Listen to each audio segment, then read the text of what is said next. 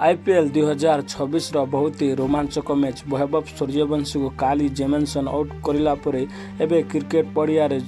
जोरसोर रे चर्चा धरी वैभव सूर्यवंशी को आखि देखाई पुणी थे यही खतरनाक बॉलर लड़ाई करदेले। दर्शक बंधु आईपीएल 2026 45 मुकाबला केकेआर और डीसी मध्य जोठारे गोटे झगड़ा देखा मिलता। काइल जेमिसन वैभव सूर्यवंशी को द्वितीय ओवर में आउट करने पर जेपरी मुह को मुह देखी पुणी थे किसी जेमी अबर्टन को प्रथम ओवर में जोपरी भाव में वैभव सूर्यवंशी चौका लगाई किंतु द्वितीयतम ओवर में गोटे यर्कर वैभव सूर्यवंशी को आउट करथिला। बेले वैभव सूर्यवंशी को जेमिसन आउट कले से आखिरे आखि वैभव सूर्यवंशी को मिसाई रागरे वैभव सूर्यवंशी आड़ को देखुले कहते देख वैभव सूर्यवंशी मु तुमको आउट करी तुमर औकात देखेदेली तुम कौन निजक गोटे बड़ बैट्समैन भावुल कि यापर वैभव सूर्यवंशी कहले जेमिटन को नेक्स्ट मैच रे देखाबा तोते किपरि छक्का उपरे चौका वर्षा करी तापर तू जानिबू मी कि खतरनाक बैटर